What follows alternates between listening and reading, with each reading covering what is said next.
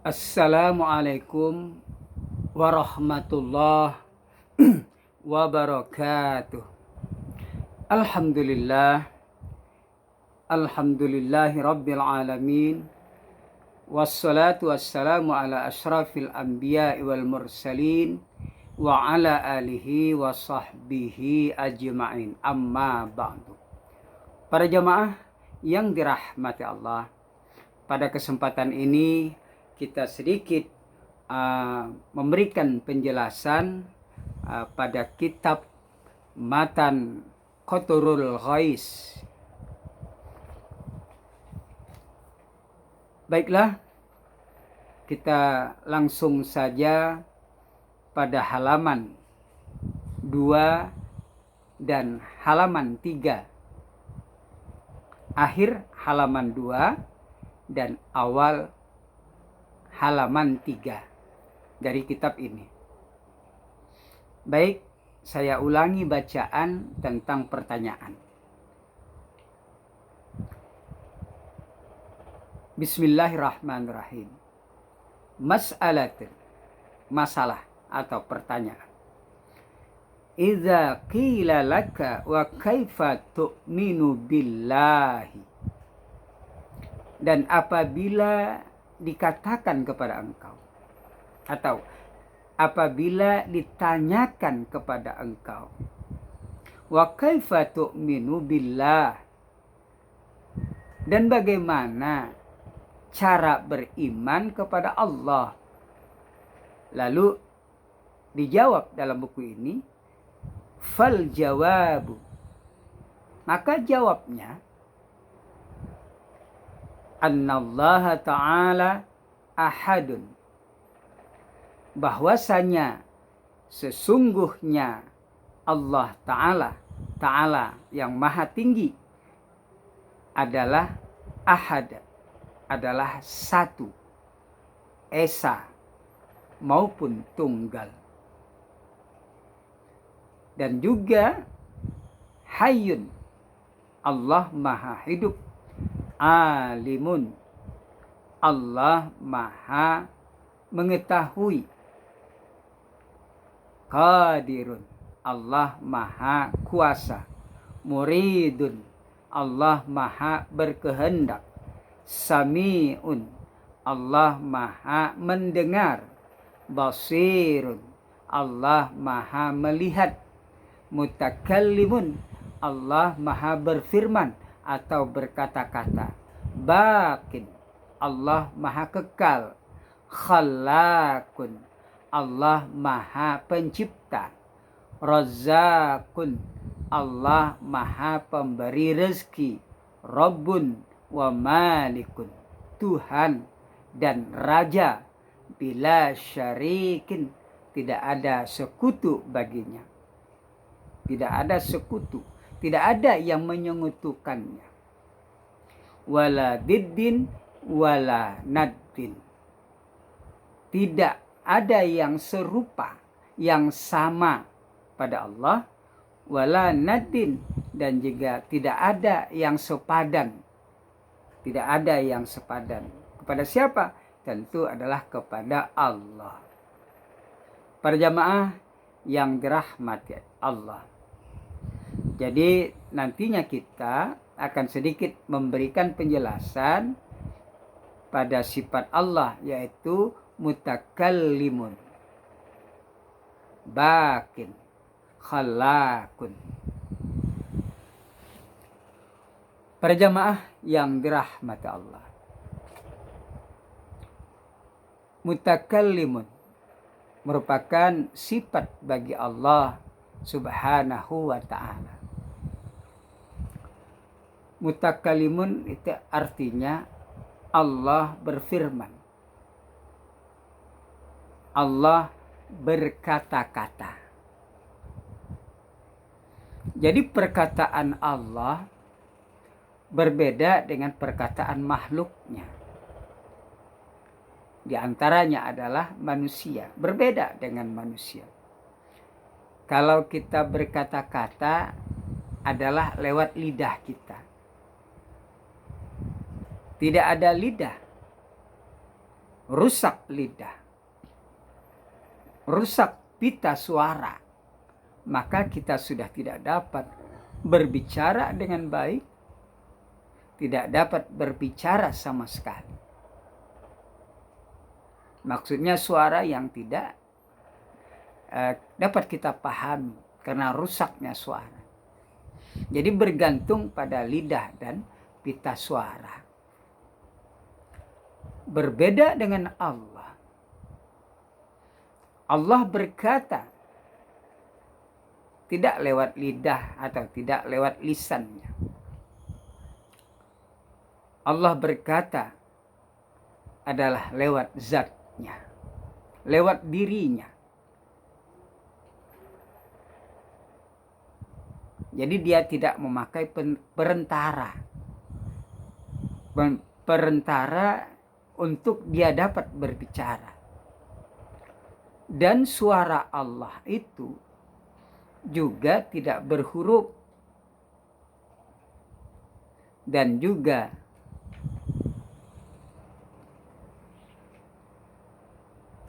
tidak berhuruf dan tidak bersuara. Berbeda dengan kita. Berhuruf, bersuara. Inilah yang membedakan Allah dengan makhluk. Laisa kamislihi syai'un. Para jamaah yang dirahmati Allah. Dan kita harus sadar dan menyadari bahwa berfirman kita, berkata-kata kita dengan lidah dan harus mantapnya pita suara kita bahwa berfirmannya Allah Ta'ala itu tidak memakai yang demikian. Dan berbicaranya kita pada hakikatnya kita berkalam, kita bersifat kalam, bersifat berbicara, bicaranya kita pada hakikatnya adalah kalamnya Allah Ta'ala. Pada hakikatnya adalah sifat kalamnya Allah Ta'ala. Dan kita harus sadar bahwa apapun yang kita ungkapkan,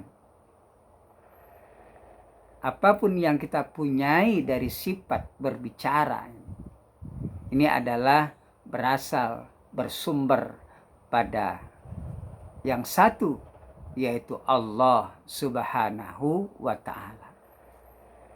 Maka kita sadarkan diri kita bahwa apapun yang kita bicarakan pada hakikatnya adalah dari Allah Subhanahu wa Ta'ala. Ini adalah sifat kalam.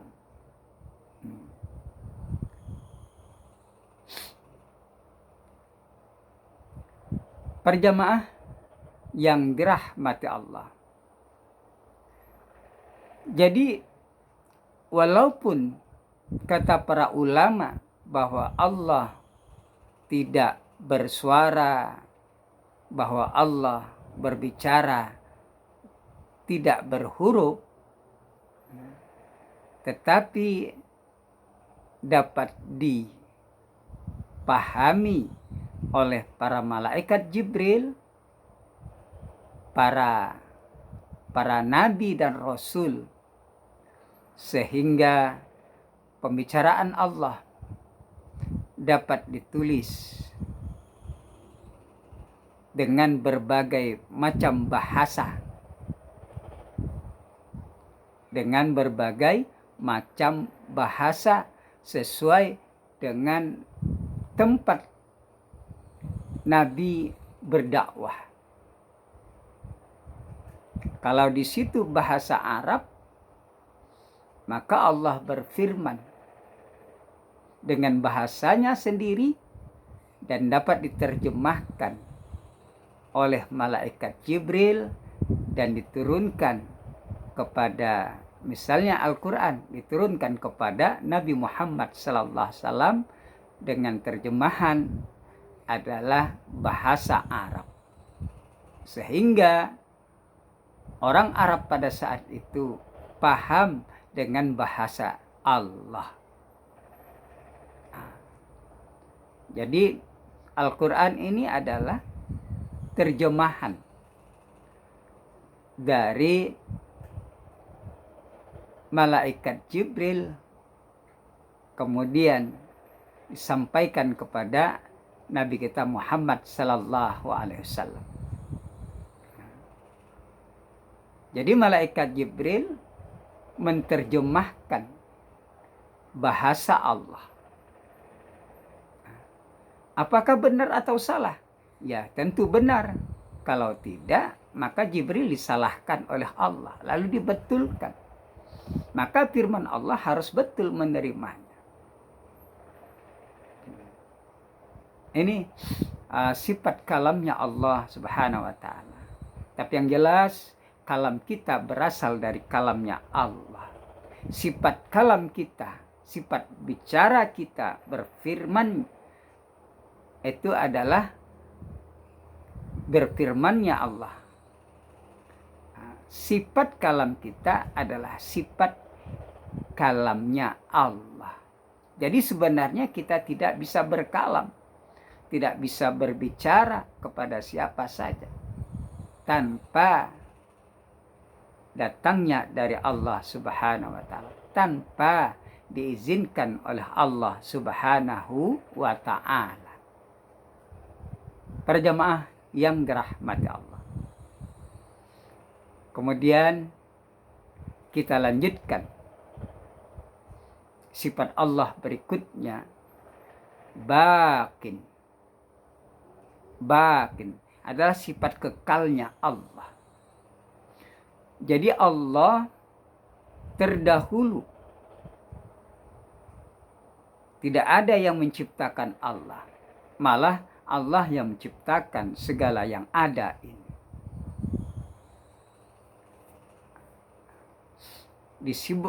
Allah itu disebut dengan qidam, sifat terdahulu. Tidak ada yang mendahului Allah. Kemudian ujungnya adalah sifat bakin atau baqa, sifat kekal bagi Allah. Dan Allah pun mengekalkan makhluknya sesuai yang ia kehendaki. Karena Allah maha berkehendak, iradat atau muridun. Para jamaah yang dirahmati Allah. Jadi sifat kekal ini ada beberapa. Yang pertama, baqaul haqiqi. Kekal yang hakiki. Kekal yang sebenar-benar kekal. Siapa yang sebenar-benar kekal? Tiada lain dan tiada bukan, itu adalah Allah. Jadi Allah adalah baqa hakiki, baqaul hakiki. Yang baqaul hakiki hanya satu. Yang betul-betul kekal, yang pada hakikatnya yang betul-betul kekal itu adalah Allah.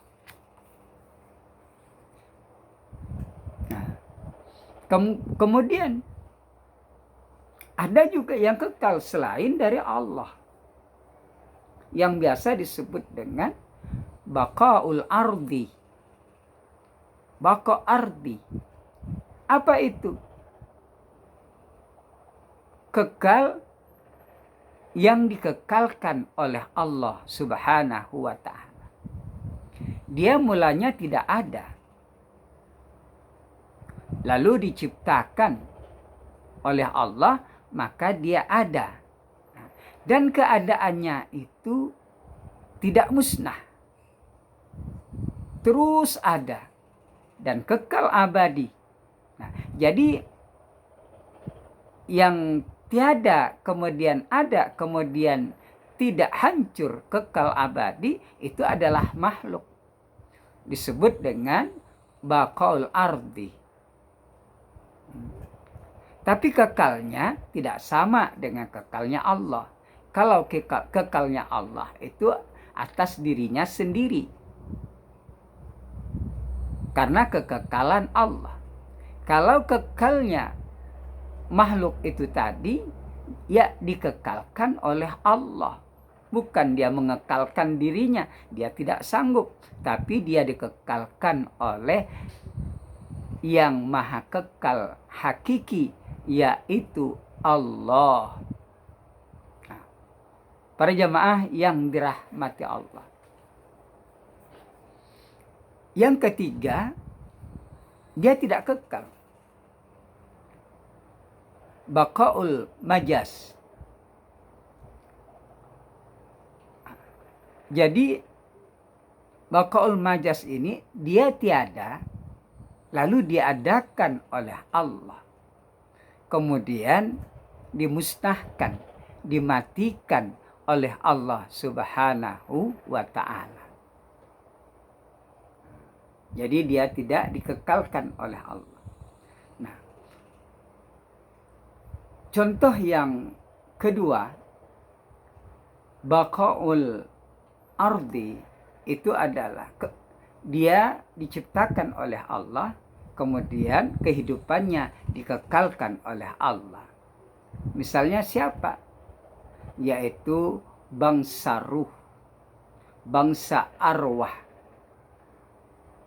Itu arwahnya manusia, arwahnya jin, maksudnya ruhnya jin, ruhnya para malaikat, ruhnya tumbuh-tumbuhan, dan semuanya yang diberikan oleh Allah ruh. Maka ruh itu diciptakan oleh Allah dari tetesan Nur Muhammad,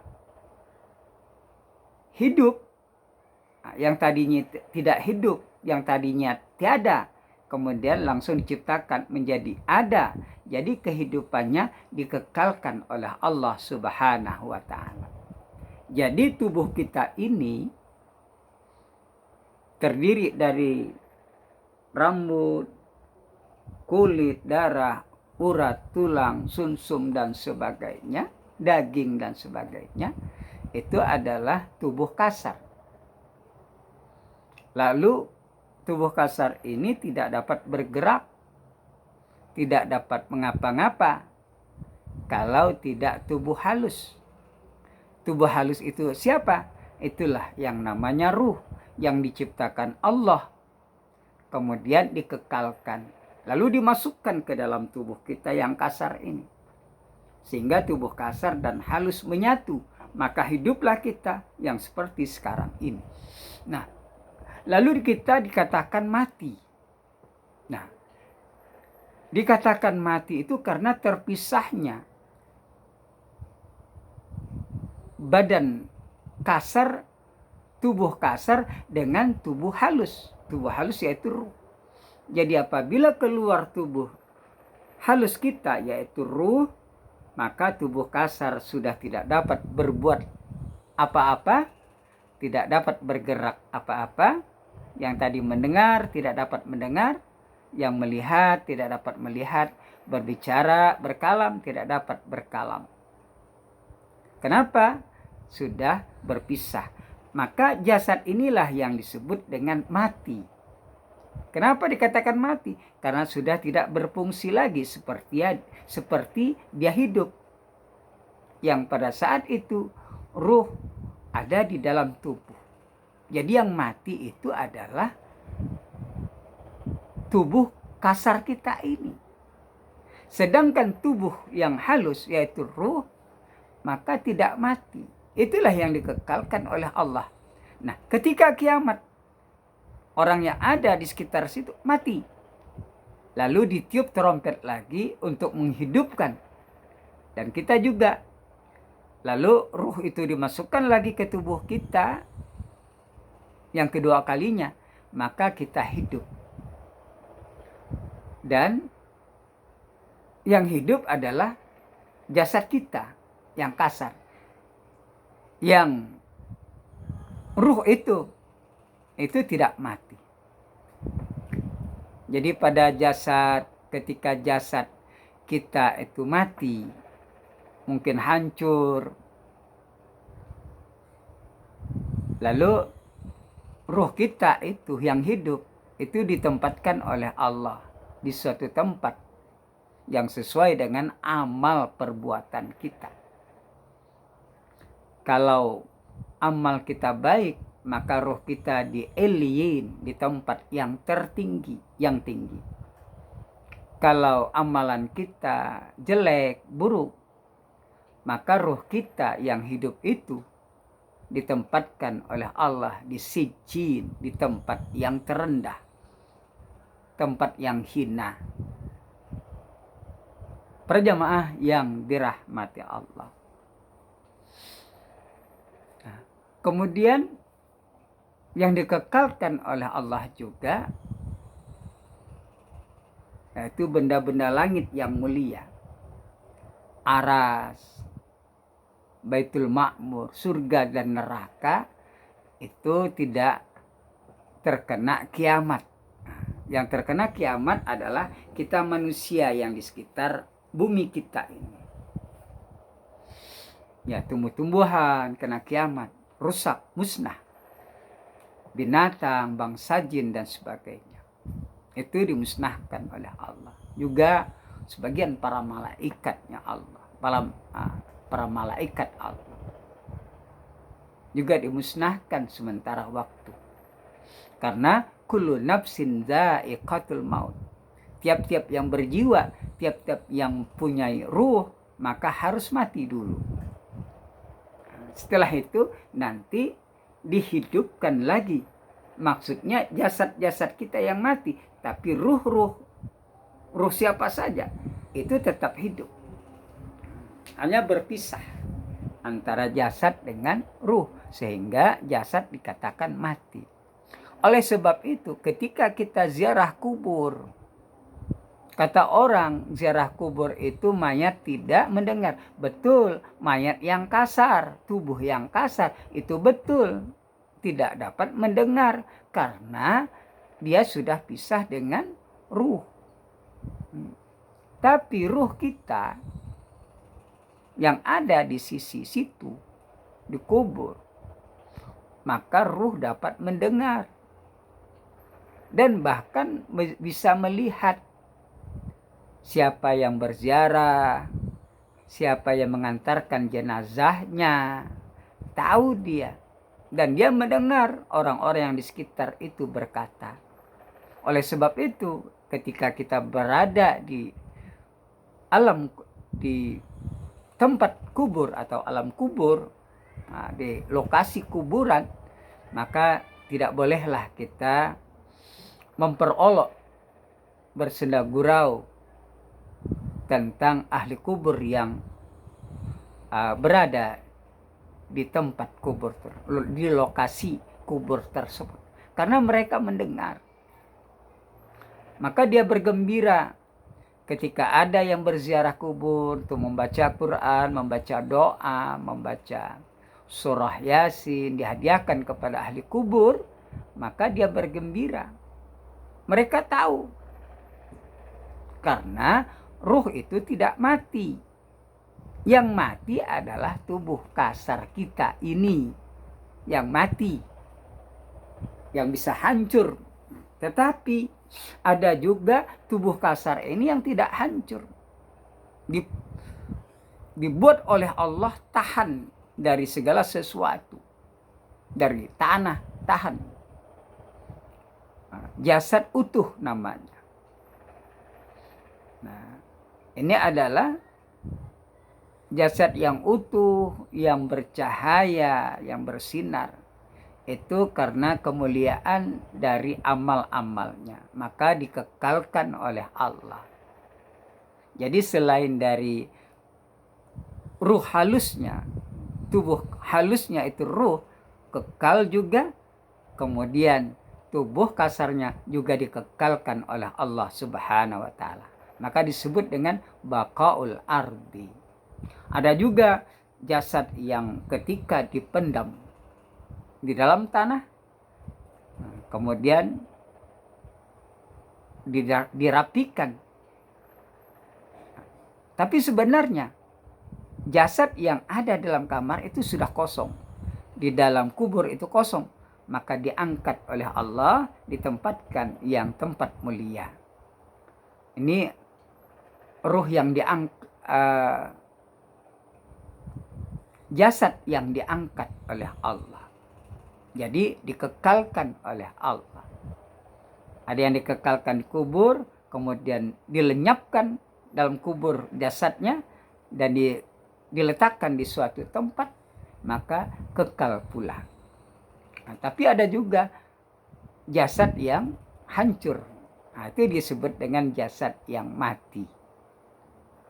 Jadi jangan salah pengertian, yang mati itu ruh, tapi ruh itu tetap hidup.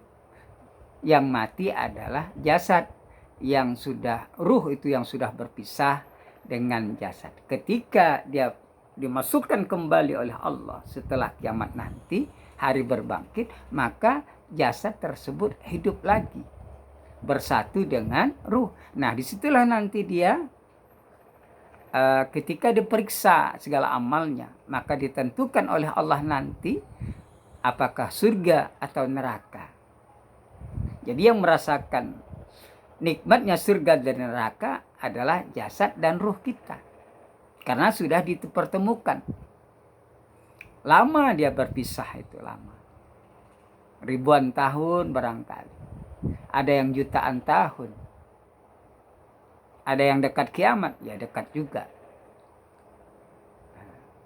Kemudian ketika dia ditakdirkan untuk harus masuk ke neraka, maka jasad dan ruh juga yang harus menanggung siksaan.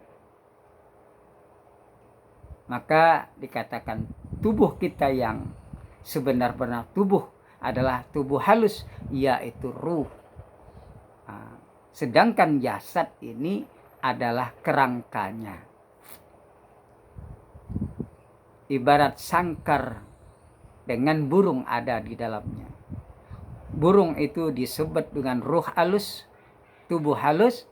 Sangkarnya itu adalah tubuhnya kasar. Para jamaah yang dirahmati Allah, jadi ini dulu yang dapat kita sampaikan.